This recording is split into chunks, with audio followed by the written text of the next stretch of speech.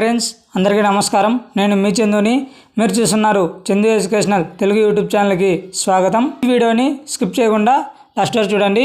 ఈరోజు మన టాపిక్ వచ్చి ఏప్రిల్ నెల పెన్షన్ పంపిణీ 3 రోజులు ఆలస్యం. చూస్తున్న ప్రతి ఒక్కరు మన ఛానల్ని ఒక లైక్ చేసి సబ్స్క్రైబ్ బటన్ని సబ్స్క్రైబ్ చేసుకుని పక్కన బెల్ ఐకాన్ని నోటిఫికేషన్ యాక్టివేట్ చేయండి.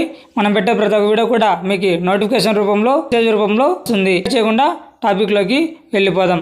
ఆంధ్రప్రదేశ్ రాష్ట్ర ప్రభుత్వం నవరత్నాల్లో భాగంగా రాష్ట్రంలోని వృద్ధులు, వికలాంగులు, వితంతువులకు ఆర్థిక సాయాన్ని అందించడానికి ప్రతి నెల పెన్షన్ రూపంలో నగదు పంపిణీ చేస్తున్న విషయం తెలిసిందే. జనవరి 3, 2024 నుండి పెన్షన్ 3000 పెంచి అందిస్తున్న విషయం తెలిసిందే. ఆర్థిక సంవత్సరం ముగింపుకు మరియు సెలవుల దృష్ట్యా ఏప్రిల్ నెల పెన్షన్ పంపిణీ 3వ తేదీ నుండి ప్రారంభం అవుతుందని ప్రభుత్వం ఉత్తర్వులు జారీ చేసింది. 26/3/2024 ఆర్థిక సంవత్సరం ముగింపు మరియు సెలవుల దృష్ట్యా ఏప్రిల్ నెల పెన్షన్ పంపిణీ 3వ తేదీ నుండి ప్రారంభం అవుతుంది. అంటే నిన్నటి నుంచి ప్రారంభం అయ్యింది. 27/3/2024 ఏప్రిల్, మే, జూన్ 2024 నెలల పెన్షన్ పంపిణీకి సంబంధించిన నియమాలు విడుదల. మోడల్ పెన్షన్ పంపిణీ ధృవీకరణ పత్రము సచివాలయాలకు వాలంటీర్లకు ఇవ్వాల్సిందిగా అప్డేట్ చేయడం జరిగింది. ఏప్రిల్ 2వ తేదీ తారీఖు నుండి పెన్షన్ పంపిణీ ధృవీకరణ పత్రాలు డౌన్లోడ్ చేసుకోవడానికి ఎంపీడీఓ, ఎంసీ, డబ్ల్యూఏ, డబ్ల్యూడబ్ల్యూఎస్ వారి లాగిన్ లో ఆప్షన్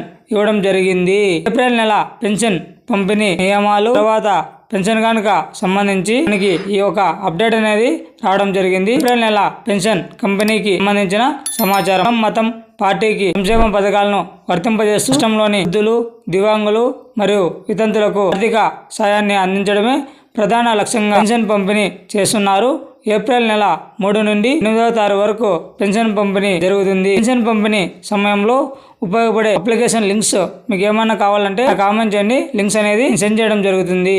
మరిన్ని లేటెస్ట్ అప్డేట్స్ కోసం మన యూట్యూబ్ ఛానల్ని సబ్స్క్రైబ్ చేయండి. అదేవిధంగా మీ ఫ్రెండ్స్ అండ్ ఫ్యామిలీకి షేర్ చేయండి. Thank you for watching video. జై హింద్.